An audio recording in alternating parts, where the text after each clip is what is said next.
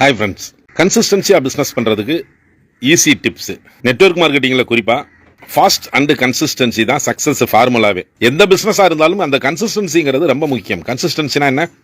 ரெகுலராக கரெக்டாக ப்ராப்பராக பண்ணிக்கிட்டே இருக்கிறது, தொடர்ச்சியாக பண்ணுறது, நிலைப்புத்தன்மையோடு பண்ணுறது கன்சிஸ்டன்சி.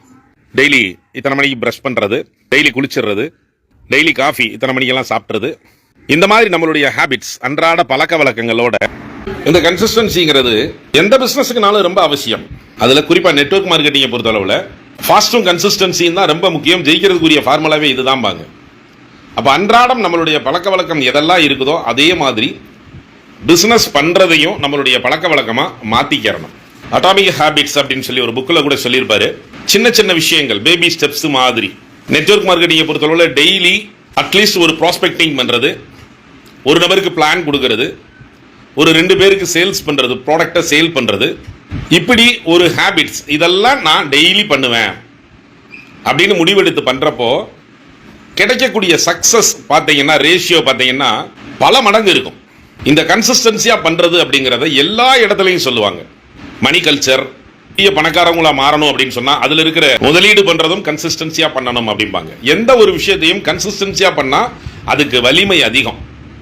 உதாரணம் சொல்லணும்னா, பாறை, ரொம்ப வெயிட்டான பாறை, லேசான எடையுள்ள தண்ணி ஓடி வர்றப்போ டெய்லி அந்த பாறையில ஓடி ஓடி ஓடி அறுத்து அறுத்து நிறைய நதிகள் எல்லாம் பார்ப்போம். கல் உருண்டை உருண்டையா இருக்கிறதெல்லாம் அங்க போய் யாரும் உளி வச்சு செதுக்கிறது இல்லை. இந்த நீர் அதுக்குள்ள தொடர்ச்சியா குத்தி குத்தி குத்தி குத்தி பாஞ்சு அவ்வளவு வலுவுள்ள பாறையவே உடைச்சு செதைச்சு சிறு சிறு துகள்களா மணல்களா மாத்தி கையில கொடுத்துரும். கன்சிஸ்டன்சிக்கு உள்ள பவர் இதுதான், அந்த பவர். அது மாதிரி நம்மளுடைய லைஃப்பும் மிகப்பெரிய அளவில் மாறணும் அப்படின்னா நெட்வொர்க் மார்க்கெட்டிங்கில் டீம் வேணும். டீம் வேணும் அப்படின்னா அதுக்குரிய வேலைகளை செய்யணும்.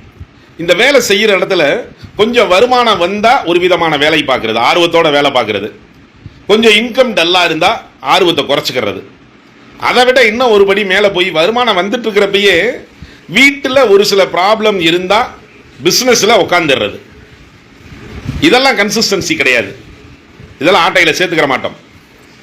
கன்சிஸ்டன்சினா உங்களுக்கு என்ன சூழ்நிலை இருந்தாலும் நம்ம செய்யக்கூடிய வேலையை தொடர்ச்சியா பண்ணிக்கிட்டே இருக்கிறதுக்கு பேர் தான் கன்சிஸ்டன்சி. அந்த காலத்தில் பெரிய பழமொழியா சொல்லியிருக்காங்க, எறும்பு ஊற கல் தேயும். கன்சிஸ்டன்சிக்கு இதை விட மிகப்பெரிய உதாரணம், தமிழன் சொன்ன மாதிரி ஒரு உதாரணத்தை வேற யாருமே சொல்ல முடியாது. ஆனால் நம்ம எடுத்துக்கிற மாட்டோம். ஏன்னா பணம் சம்பாதிக்கிறது ரொம்ப போரான விஷயம். அந்த போரிங்கான விஷயத்தை ரசிச்சு பிடிச்சு பண்ண ஆரம்பிச்சிட்டோம்னா நம்மளுடைய தலைமுறை மாற்றம்ங்கிறது உறுதி செய்யப்பட்டதா மாறிடும். ஸோ எனக்கு என்னுடைய அப்ளைன் லீடர்ஸ் சொல்லி கொடுத்தது கன்சிஸ்டன்சி அப்படிங்கிறதுக்கு எளிமையான ஃபார்முலா அப்படிங்கிறத சின்ன சின்ன ஸ்டெப்ஸ், இதுக்கு பேர் பேபி ஸ்டெப்ஸ்ன்னு சொல்லலாம். ரொம்ப சரியா பண்ணணும், பெர்ஃபெக்டா பண்ணணும் அப்படின்னு எல்லாம் கிடையாது. இப்பயே அப்படியே ஸ்டார்ட் பண்ணிடுறது. டெய்லி ஒரு நபரை பார்த்து பேசிக்கிட்டே இருப்பேன், டெய்லி ஒரு ப்ராடக்டை சேல் பண்ணிக்கிட்டே இருப்பேன். அது சம்பந்தமான நகர்வுகளை நம்ம என்ன உடம்பு அல்லது வீட்டில் என்ன ப்ராப்ளம் எது இருந்தாலும் இதை தொடர்ச்சியான ஹேபிட்டா நம்ம பண்ணிக்கிட்டே இருக்கிறது. ஹேபிட் எப்படி சூழ்நிலை இருந்தாலும் நம்ம அந்த ஹேபிட்டை விட மாட்டோம், பழக்க வழக்கத்தை விட மாட்டோம். நம்ம பழக்க வழக்கத்தில் ஒன்றா பிஸ்னஸை கன்வெர்ட் பண்ணுறப்போ இது தொடர்ச்சியாக நடக்கும். இதுதான் எளிமையான டிப்ஸ். எது? பிஸ்னஸ் பண்ணுறதுல இருக்க ப்ராசஸை உங்கள் ஹேபிட்டாக மாற்றுங்க. அவ்வளோதான். Thank you to all.